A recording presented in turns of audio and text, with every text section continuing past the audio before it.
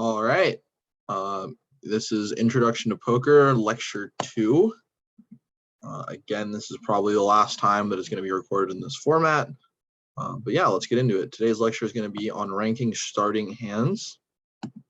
So before we can get into how to rank which starting hand is better than another, there are two important concepts to introduce that are going to come up in pretty much every part of poker for the rest of the course. Implied odds and reverse implied odds. So implied odds refers to the situation where we stand to win more money if we make a strong hand. So basically the idea might be, say that we know we're one card away from making a flush. We've got 4 hearts, we've got 2 in our hand, 2 on the board. We need 1 more heart in the board for a flush. And if we make that flush, we know our opponent will call a huge bet. In that situation, you've got implied odds. We might be willing to pay a bit more money than we otherwise would be to call a bet, because we know that if we make that flush, we make a whole bunch of money. And reverse implied odds are, well, the reverse of implied odds. And it's a situation where you might lose money when we make a good hand. So it could be that we make a pair, we have a pair of aces, but our opponent has a better pair of aces, and so we lose a whole bunch of money putting our money in the middle. And then there's going to be examples of this all throughout the lecture. So with that out of the way, we can get into ranking starting hands. So what makes a starting hand good?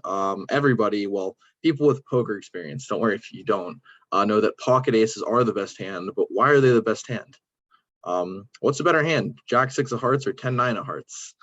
They're both of hearts, but the Jack's higher than the 10, but the 10 might be able to make a straight more often. So yeah, there's a whole bunch of factors that go into determining a strength of hand, and some factors are considered more important than others. The primary ones to consider in order are good pair potential, versatility, and nut potential. And we're going to go over all 3 of these today. So first, we're going to talk about good pair potential. And to talk about good pair potential, we need to talk about kickers.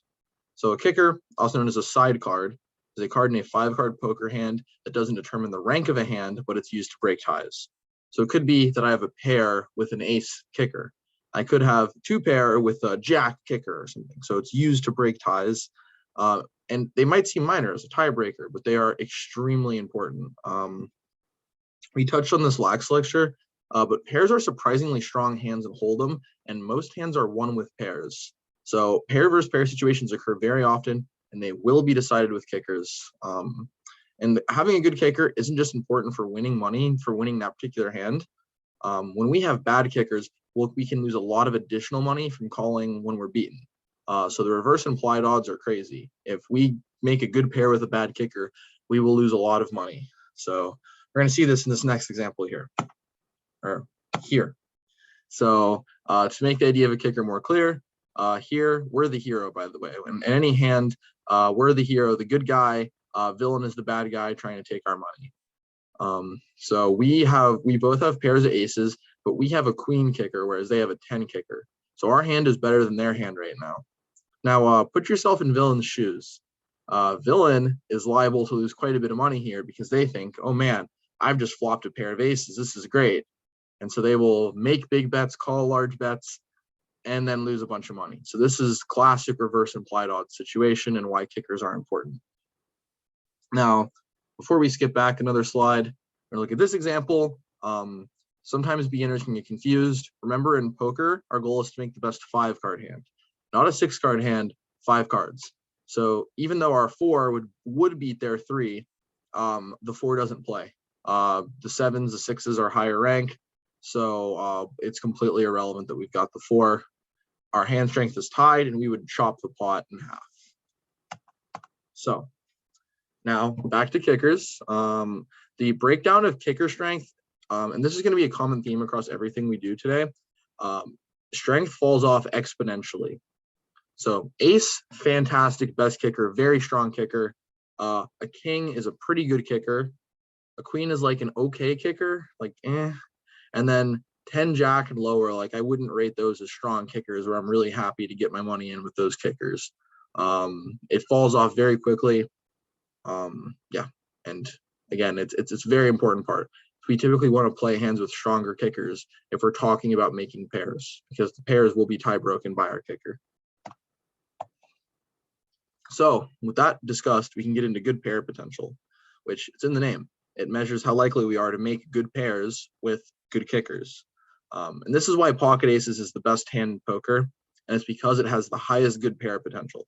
That's it. That's the reason. And it's guaranteed to have at least a pair of aces, the best possible pair. And even more specifically, it's guaranteed to be an over pair. So it's higher than anything on the board. So if the board comes 5-7 jack, pocket queens, kings, aces are all over pairs. We really like over pairs because they're really sneaky and a good way to make a lot of money. Let's say on 5-7 jack, our opponent had ace jack. Well, they'll think, I've got top pair, top kicker. This is great. I'll go all in. I'll put all my money in. Or I'll put a bunch of money in, and then they'll get burned, and we have them cooked with our overpair. Now, these last three examples kind of start quantifying or explaining things that we do intuitively know a bit. So the reason king queen is a better hand than 5-4 is because it will flop higher and better pairs more often. That's the reason. 2-2 has weak good pair potential. Yes, it's always a pair. Pocket twos will give you a pair, but it's the worst pair. It's a really bad pair. So it doesn't make a good pair, so we don't like it. For this reason, at least, we don't like its good pair potential. And then ace 2 of diamonds is moderate. It's weakish, like maybe moderate's a bit strong of a word. If we pair our ace, then we've got a pair of aces. That's great, but we have the worst kicker of the two. And if we pair the two, it will be a very weak pair. So here's a subjective ranking from 10 down to 2 of hands that we would play pre-flop a lot of the time and their good pair potential. So you might notice that some hands that are pretty decent and they make pairs, like pocket sevens, have awful good pair. We're saying pocket tens get a 4 out of 10 for good pair potential. We're saying other hands like ace 7 of clubs has 5 out of 10. So we're gonna have to looking at other factors that might make a starting hand good. So this entire first factor is makes good pairs. Well, what about every other type of hand? What about makes 3 of a kind, makes straights, makes flushes? And yeah, brings us to considering why we might want to make those kind of hands. There are 3 main reasons, and I'd say probably this is in order of importance. The biggest reason we want to make strong hands is when we make strong hands, we make more money. Our opponent will call huge bets with weaker hands. If we have a full house and they have a flush, we make a lot more money than when we have top pair and they have high card. Basically, let's say I tried putting you all in for $1,000. Would you feel comfortable going all in for $1,000 for the third bet in a row, even going bet, bet, bet with your high card? Probably not. With your flush, absolutely you would. So if our opponent has a really good hand and we have an even better one, we stand to make a lot more money. This is implied odds we're talking about before. A hand that can make a straight, flush, or good pair is more likely to connect with the flop.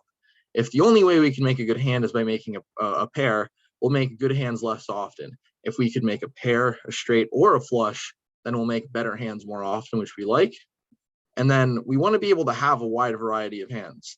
If it's possible for there to be a straight, we want our opponent to be worried we might have a straight.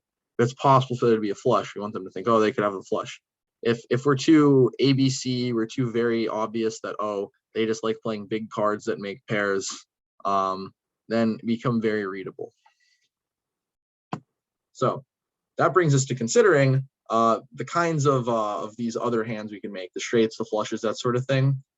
Most of the time in poker, we're not going to flop a flush. We're not going to make a flush on the flop. We're not going to make it straight on the flop. What we will have pretty often is we'll flop a draw. So we'll maybe say 2 hearts in our hand and then 2 hearts come on the flop. So now we've got a flush draw. 1 more heart and we make our flush.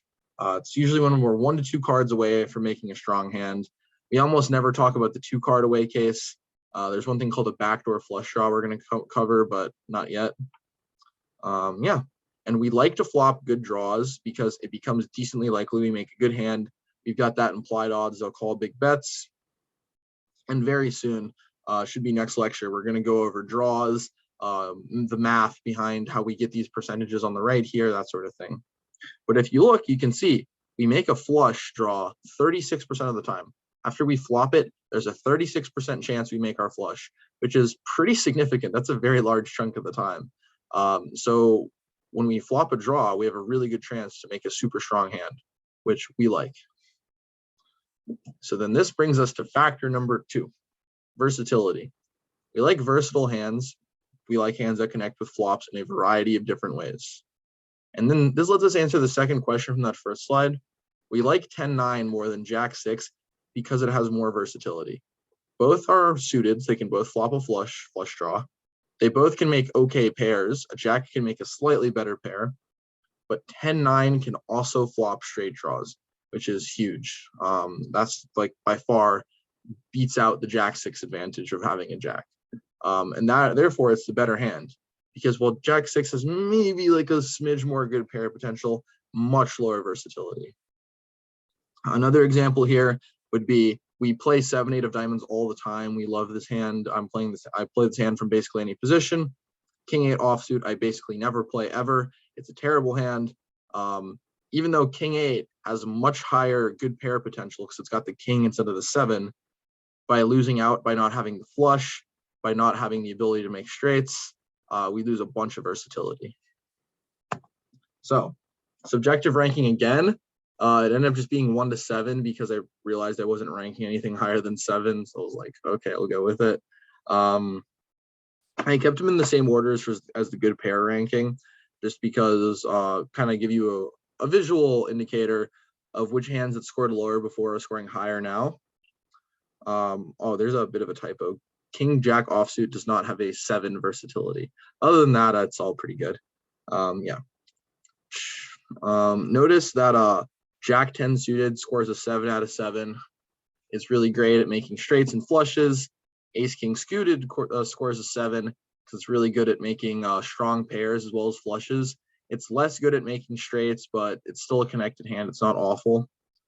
Yeah, but also notice like a hand like pocket twos, 2 out of 10 good pair, 2 out of 7 versatility. And the reason the versatility is so low is you can't really make a straight or a flush or anything like that with these pocket twos.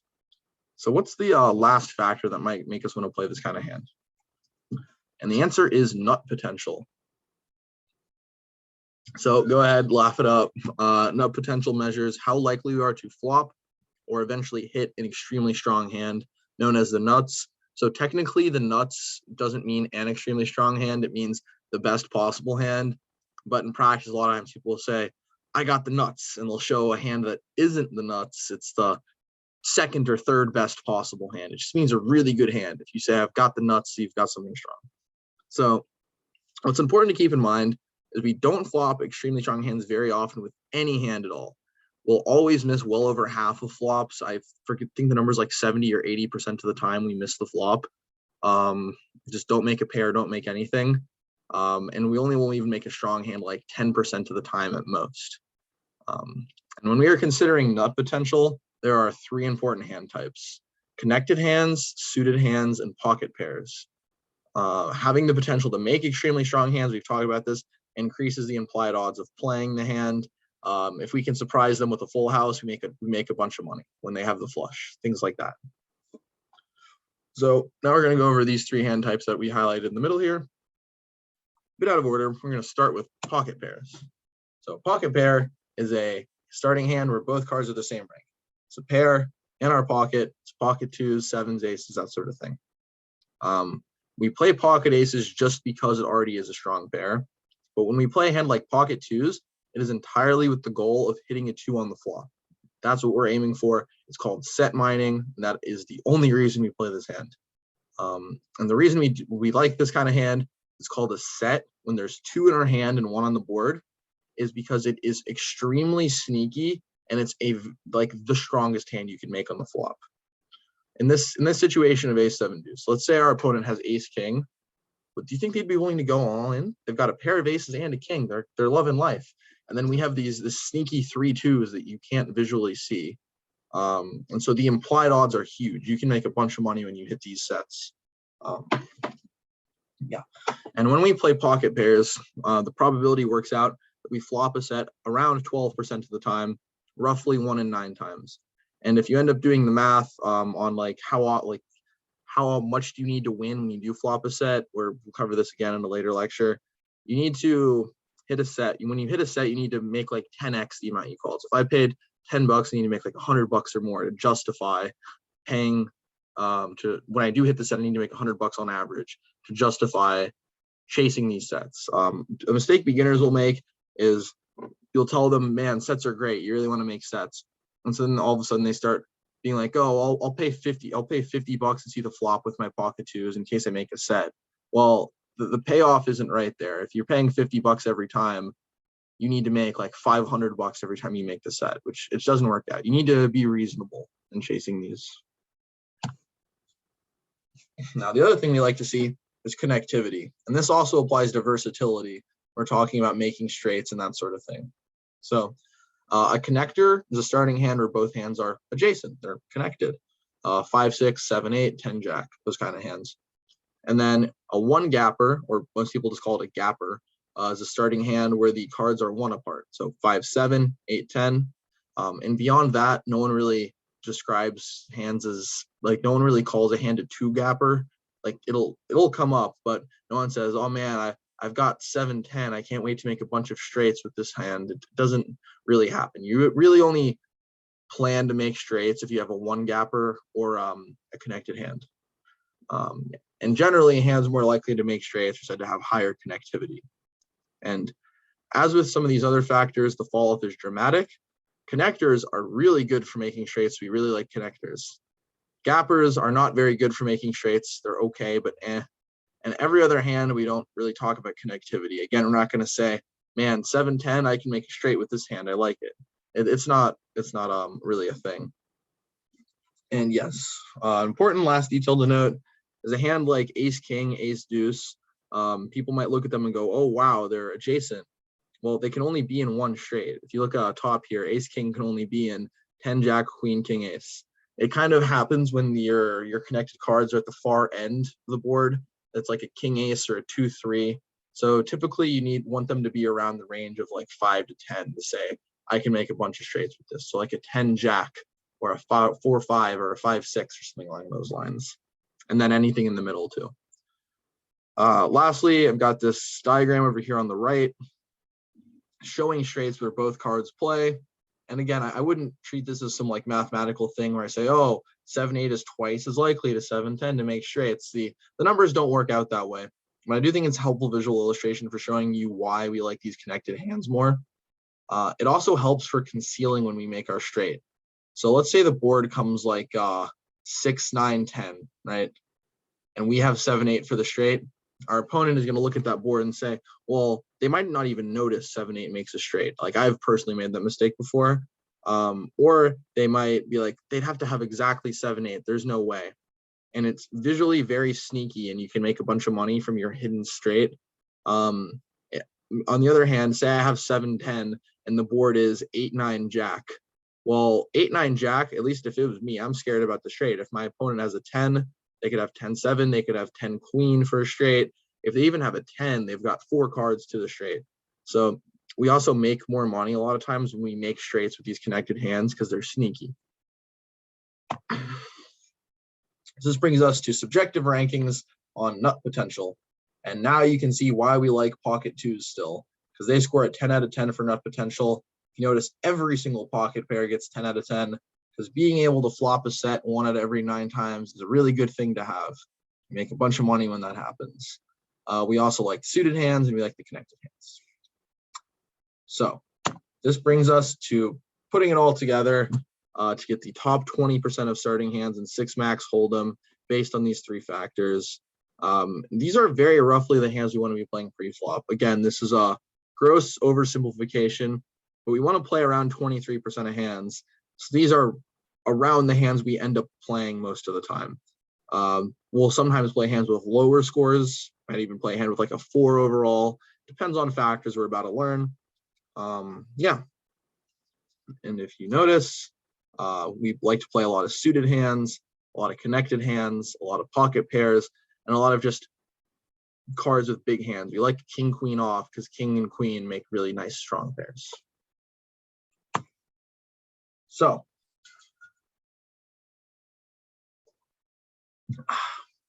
now we've covered how to rank starting hands. There's one more thing that's really important for determining, well, which hands are we going to raise? Which hands am I going to play after pre-flop? and it's position. So where we sit at the table has a massive effect on the amount of hands we get to play, and what we should be doing for our strategy. When we're under the gun, we play 10 to 16% of our opening hands. When we're on the button, we play 30 to 40, sometimes more. When you're playing poker, an enormous chunk of your profits comes from the button. You make like well over 50% of your profits on the button. No matter what you do, you will always lose money from the small and big blind. It's just that huge of an effect position has on your game. We're going to learn why. So the person who acts last has an advantage. They have an information advantage and greater flexibility. So by going last, we get to know what our opponents did. The silly example that's not directly analogous, but imagine rock, paper, scissors, where your opponent says, oh, I throw a rock. Well, you just say back, I throw a paper. By knowing what they do, we can get a much better idea of what they have. Maybe start to get an idea, oh, they have a strong hand right now, they have a weak hand, they're playing passively, that sort of thing. And it also gives us greater flexibility. We have the flexibility to choose. If they bet, we can fold and give up. If they bet, we can just call. If they bet, we could raise. If they check, we decide whether we can bet. So it puts a lot of pressure on them, because if they bet, they don't know if we're going to raise or fold or not. We get to decide kind of the flow, the pacing of the hand, which is an extremely important effect for determining strategy. It's known as having position. And when we have position, we want to play more hands because we've got this advantage. So we want to make use of this advantage and bully people. So here's an example of positional disadvantage. So say we're the under the gun player here. We raise to 3 big blinds. Hijack raises to 10. Sucks for us. Now the cutoff raises to 25. And we got to fold and get out of here. So let's say we had like I don't know, pocket nines or something. We got to fold, give up on the hand. Now, say we were in this exact same, we had this exact same hand, pocket nines on the button. We see the action go like this. Well, we just fold because we know that we're not any good here, and we can give up. So we lose an extra 3 big blinds, this example, just by sitting here. When we bet, we have, from the under the gun position, we have 5 players left to go. We have 5 players that can get aggressive and bully us. We have 5 players that now know what we did. So that's why we play less hands. We need to adopt a defensive posture because we have so much uncertainty and weakness. Yeah. So now that we understand what makes a hand good, as well as why we care about position, we combine the two to determine which hands we should be playing. So to open is to raise pre-flop before any other player has raised or called. So right here is an open because we go first here. No other player has raised or called. Say the under the gun player folded and the hijack raised. That's also an open. Now our range, blank range, is a selection of hands we do blank action with. So our opening range is a selection of hands that we open raise with. And the reasons that we are going to open raise will vary a lot depending on our position. When we open raise from under the gun, we don't open raise for the same reasons as when we open raise from the button. No matter which position we're in, our goal is to build ranges that are difficult to exploit. We want to play the right amount of hands so that people can't raise and bully us.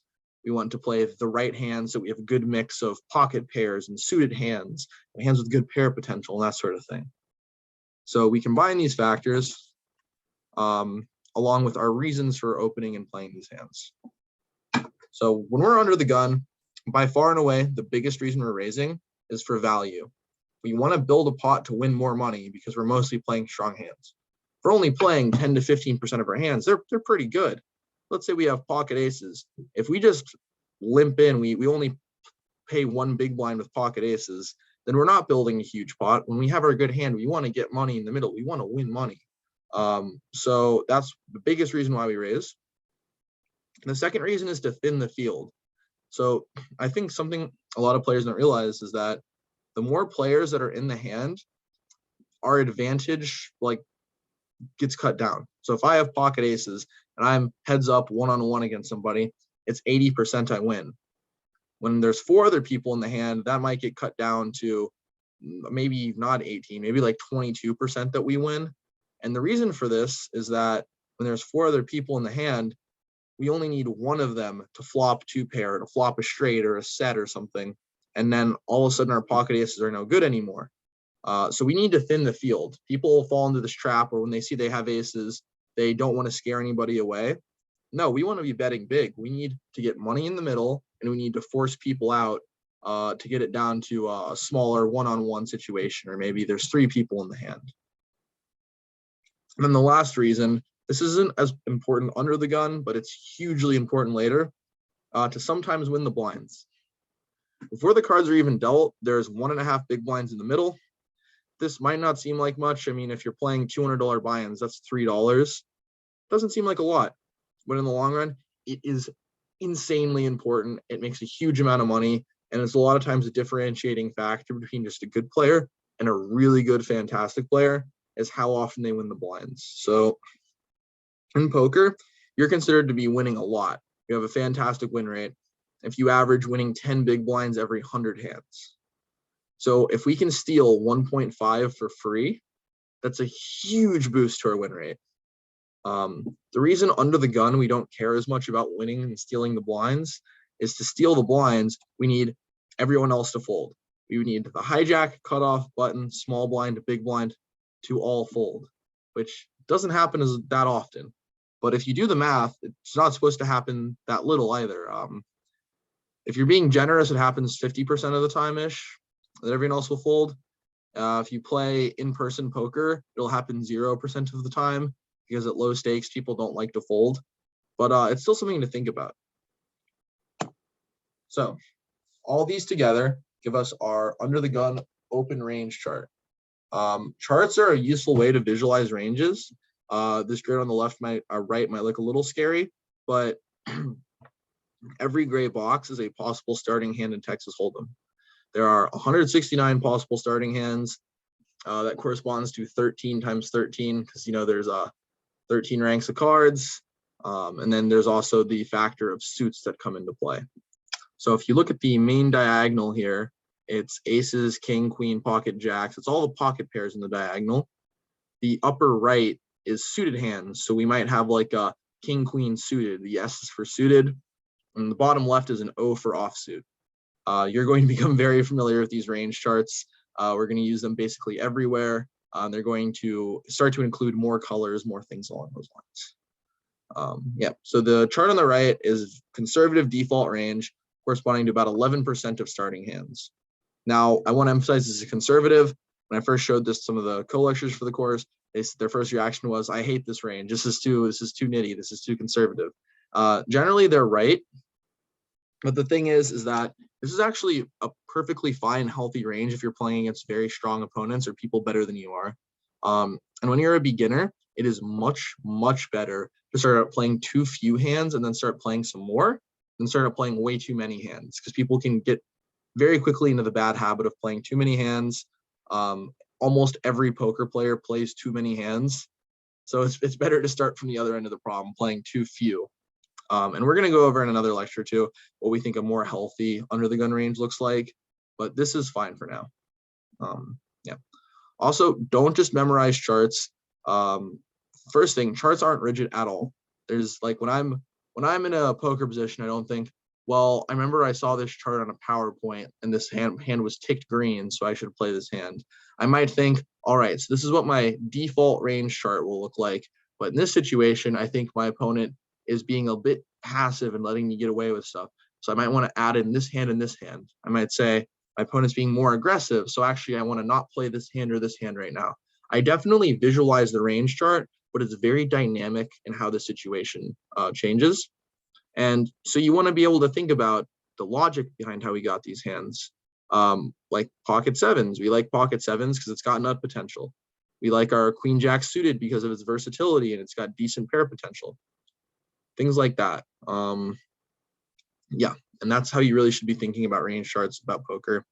Some of you may notice that we only have an open raise range here and no call range. We're saying never call ever. We're about to cover a little bit as to why. We'll do more detail later. So now we know what makes hands good, where to start from. We got what make hands good, the effects of position, and then a default range chart for that position. And the last question is well, how much should we raise to? Now, it's just, there's no real like exact mathematical reasoning for this, but our goal is to make our opponent's life hard. So we want our raise size to be big enough that it's uncomfortable for them to call. It'll often get them to fold, but also can reasonably be called. If we bet gigantic, then they can just fold till they get pocket aces or something and take advantage of us. So the sweet spot ends up coming out to around 3 big blinds. So if blinds are 1-2, you raise to $6. As with everything else in poker, you're soon to learn, sizing is dynamic. It's not hard and fast. When I go to play live poker, I don't raise to $6. My default size is to raise to $10, and a lot of times I very quickly will start raising to $20 pre-flop instead. And we're going to go over why it can go crazy like this. I might lower from $6 down to $4 in certain situations. But yeah, we stick to 3.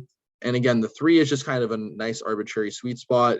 If you watch professionals play, they get crazy with it because they use all the computers and analysis they can, and they'll start raising to 2.74 big blinds or something because that's what their computer told them was optimal in some situation.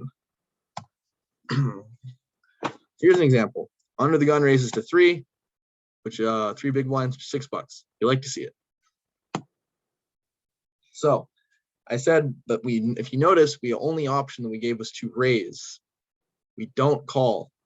We don't call the big blind. We can call somebody else's raise, but we never just call the big blind instead of open raising or folding. We'll cover more later why. Let me show you it first before I explain kind of some basic reasoning. This here, we just call the 1 big blind. We don't do that. Raising is fine. Calling raises is fine. We never just call the 1 big blind. And the simplest explanation as for why we don't do this goes back to those factors we were talking about before. When we raise for value to build a pot with our good hands. So say we limp a good hand. When we limp a good hand, we're not building a pot. We're not thinning the field. No one's gonna fold to our 1 big blind call. And then also we can never steal the blinds. If we just limp, nobody can fold because we didn't raise. I mean, the big blind can't fold. So none of those factors apply. So we would never want to limp our good hands. Now let's say we only limp bad hands. You want to try to get the flop for cheap. Now our opponents know that we're limping bad hands and they can bully us and raise us and put pressure on us. It's one of my favorite things in poker is perpetually annoy people who are limping by just continually raising and applying pressure on them. You get very annoyed. And again, don't try to get sneaky with it. I, at points in my poker career, have thought, well, what if I start limping my low pocket pairs in this situation or this kind of hand? Because based on this table, I think I can get away with doing that, and it might be profitable at the implied odds. And it's never really worked out for me. And there's if you watch pro poker players, none of them limp ever. If you watch computers who have been trained to be the best in the world at poker using mathematically optimal strategies, they don't limp ever.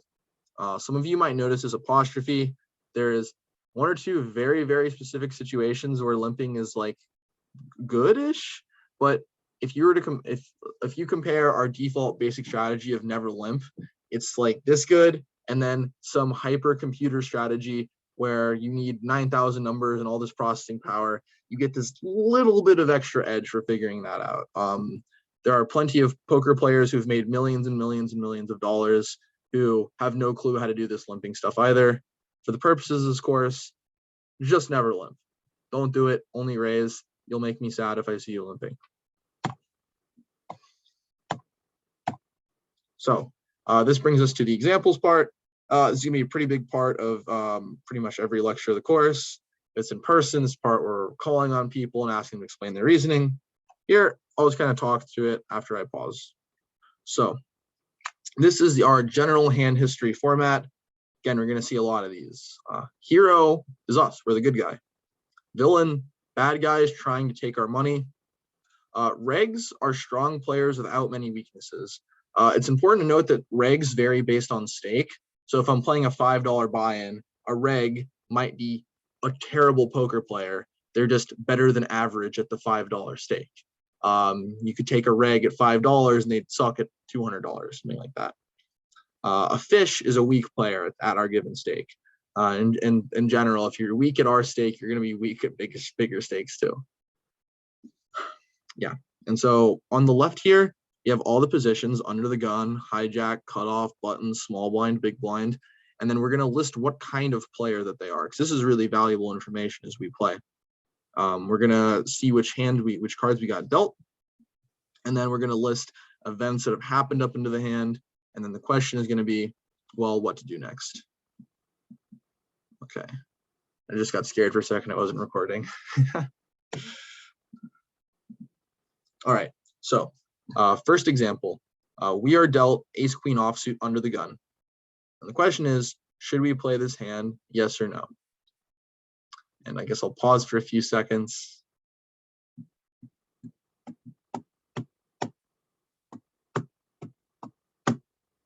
All right.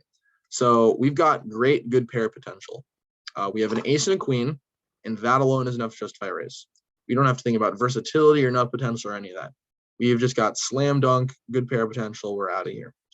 And the next question is how much do we raise to? Wait, I think I just accidentally skipped to the end of the PowerPoint. Or wait, no, I don't know what I did. Oh, okay. Yeah, so we raise to 3 big blinds. And yes, this is going to be the answer for every one of these questions. We always will be raising to 3 big blinds. We'll learn how to be fancy later. For now, 3 big blinds every single time. Next one, we want to raise our 10-9 suited under the gun.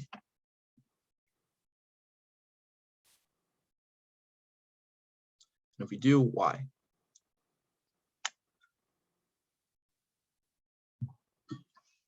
The answer is yes. And typo here, our hand does not have weak nut potential. As you can see, it is suited. It has excellent, pretty good nut potential because we can make straights and flushes. It's not as good as a pocket pair because we can't make a set, but the straights and flushes are very nice to have. You might notice that versatility and nut potential have a lot of crossover, but there's a bit of differentiation. Lastly, we raise to 3 big blinds. So yeah, suited connectors are really good, but mostly weak pair potential. We're not playing them for the pair potential. We're playing them because they can make a variety of other hands. Next example, ace-8 offsuit. Should we be raising this hand under the gun? Yes or no?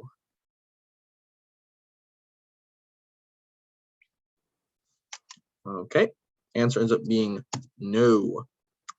We have weak, moderate, good pair due to having an ace. But remember, kickers are king. Our 8 is weak. It won't make strong pairs. And there's a bunch of reverse implied odds. This hand clearly is not very versatile and has weak nut potential. So we will not play this hand. And it's really important. Don't overrate aces if they've got nothing else going on for them. Another trap people fall into is they see, I've got an ace in my hand. I want to play this. And it's not really enough of a reason to justify playing a hand. Next example. Play this one, yes or no?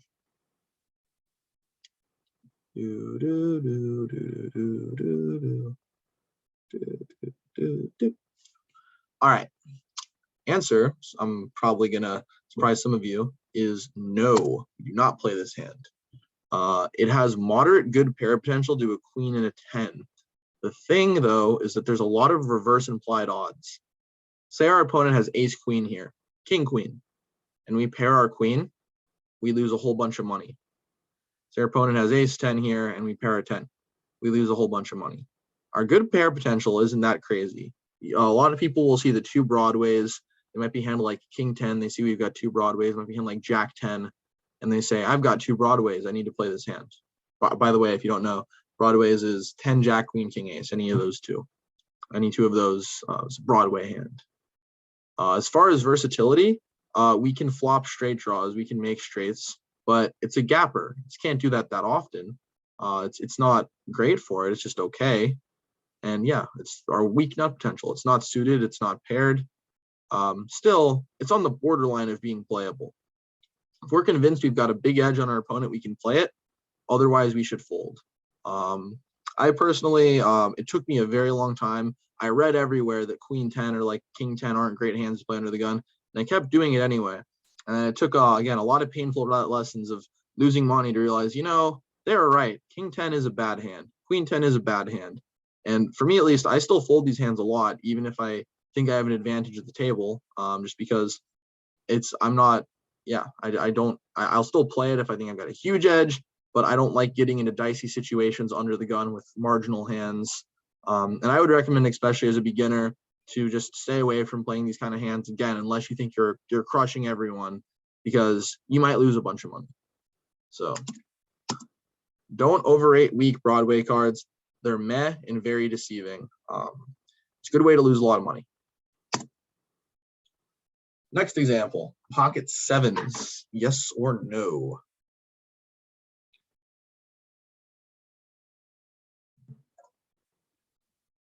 Yes, and it's just because of the nut potential. That's all that we want.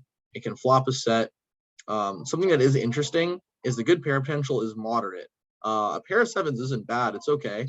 We can even flop, say, an overpair. If the board comes out, what, like 2, 3, 6 or something, our pocket sevens are killing it. We're loving our pocket sevens. It could flop a middle pair too. If the board comes, what, 2, 5, 10, then pocket sevens aren't great, but they're not the worst ever. This makes them a bit better than smaller pocket pairs. If we're only going to play 11% of our starting hands, 15% of our starting hands, we want some of those to be pocket pairs we can flop sets with, but we can't take every single pocket pair that could flop a set. So we start to have maybe differentiate based on, well, what's the better pocket pair?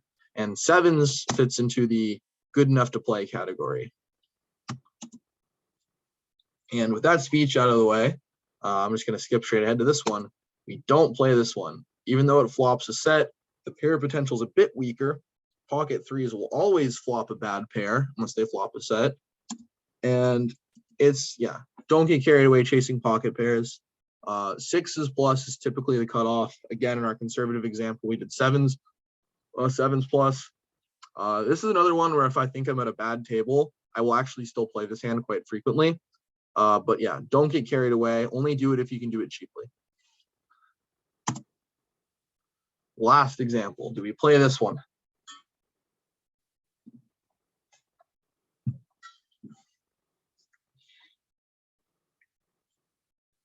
Answer is no. So biggest reason we're not playing this hand is because it's a gapper. This is 9-8 of hearts, I'm playing it every day.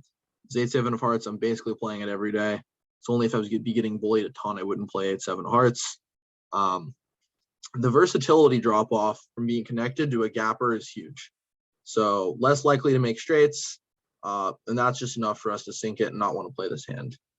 This is a leak that gets a lot of players. There have been very successful players, hundreds of thousands of profits. After doing a lot of analysis, I've realized, wait, I lose way more money with suited gappers like this than I should because they look so pretty. You see your 9-7 of hearts and you want to play that hand, but it's just not as good as you might think. So try to be careful, mindful of these pretty looking hands that aren't actually that good in reality.